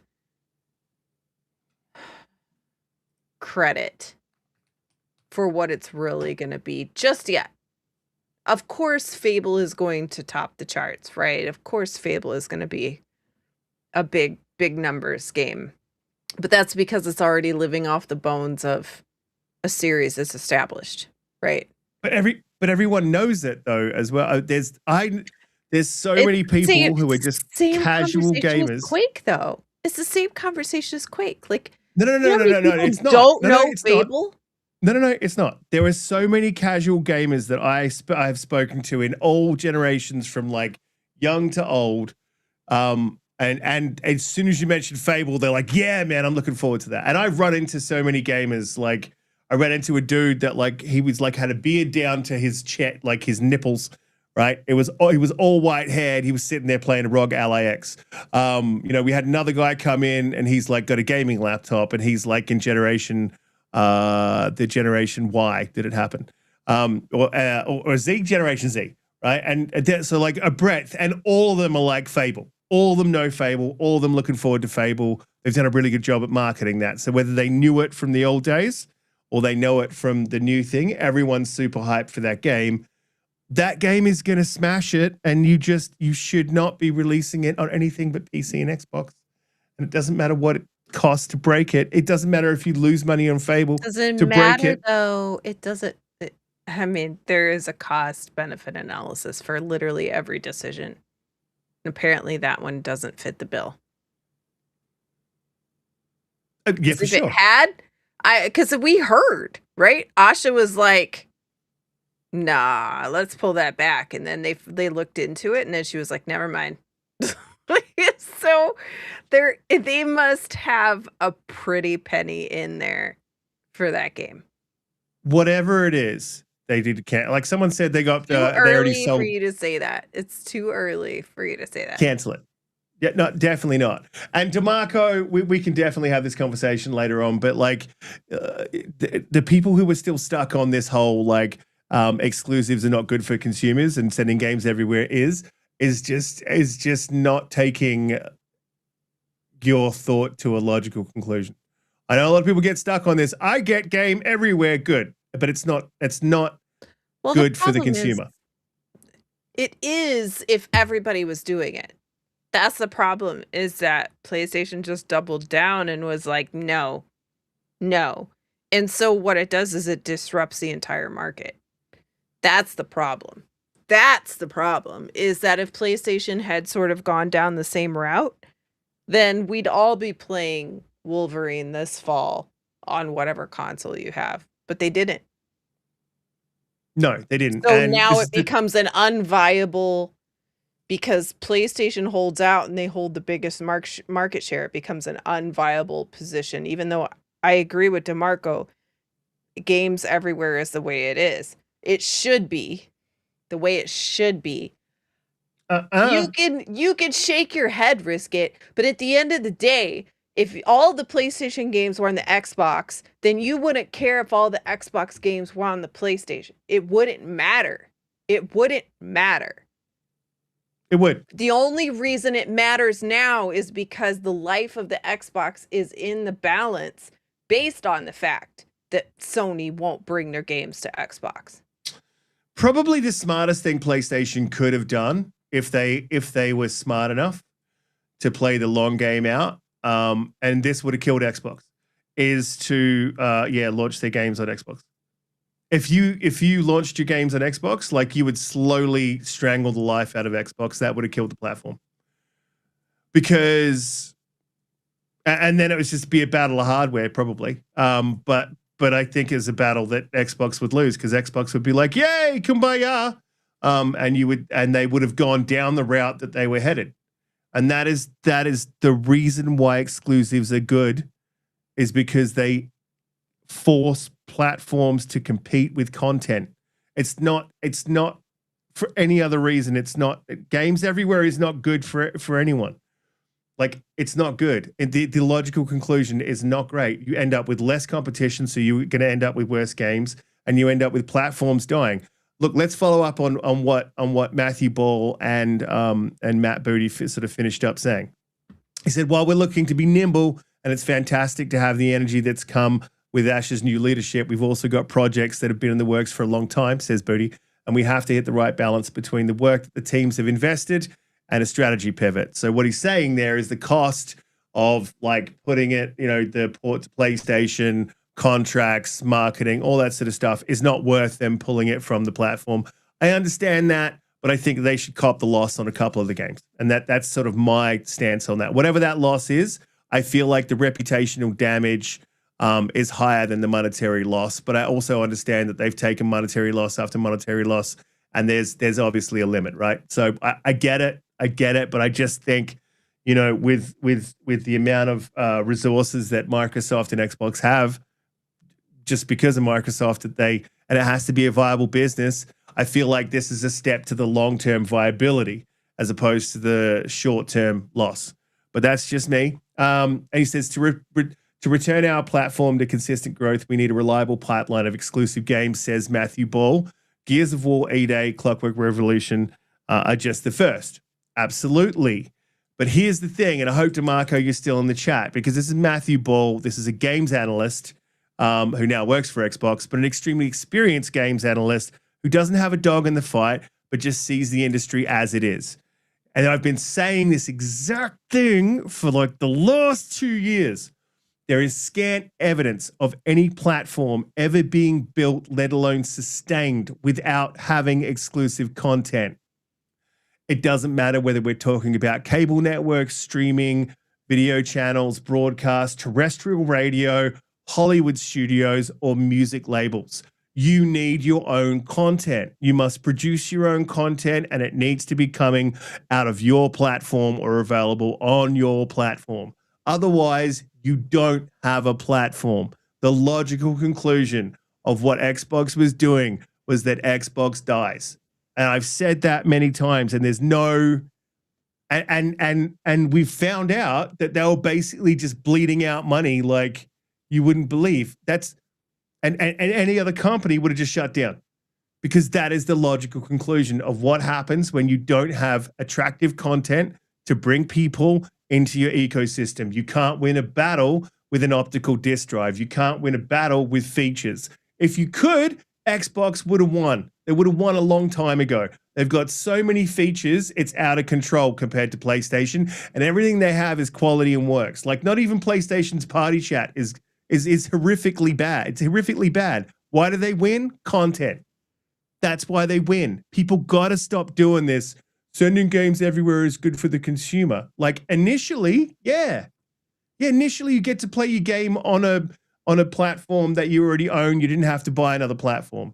But in the long run, all it does is kill the platform. It kills the platform. It kills competition. That's what happens. We have to stop this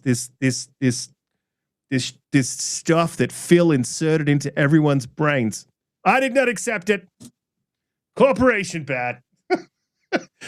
I don't know how no one got that in the chat, man.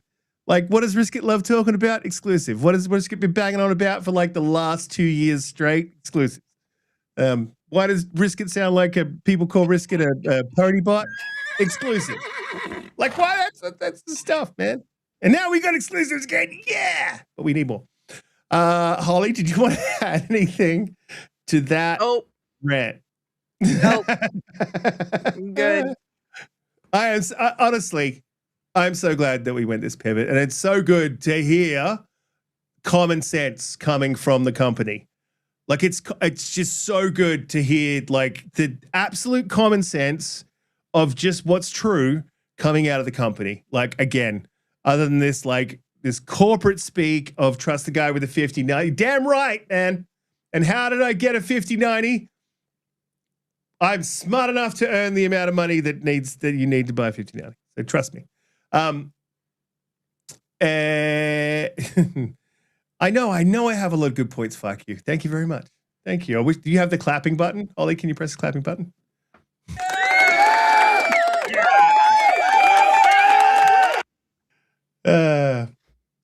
Yeah, so yeah.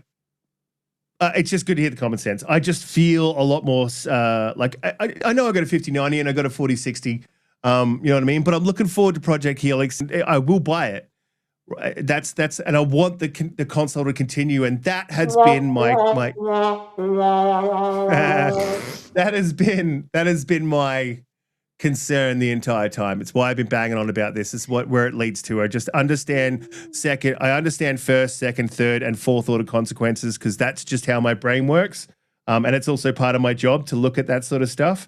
And if you stop at a first order consequence and you don't continue it, your interrogation on any further or your thought on any further and arrive at logical conclusions, then you would have specific views, and I can understand that.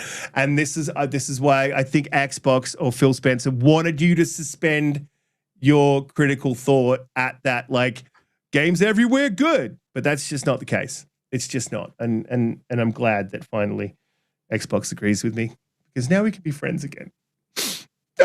Holly, it looks like the Donte's not going to make it. I hope he survived the heat. I really hope he shaved his cat. And if he has shaved his cat, I really hope he sends me a picture of it because that's going to be hilarious.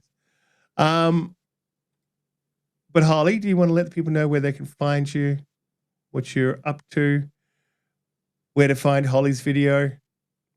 Is Holly frozen? Holly?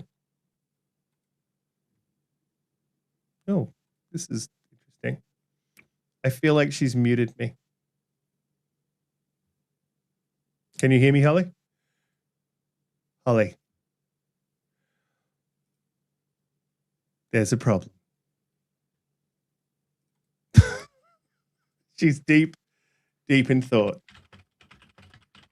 Can you hear us, Holly?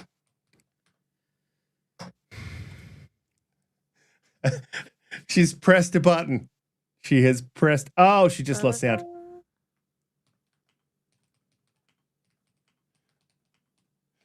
That is very unfortunate timing.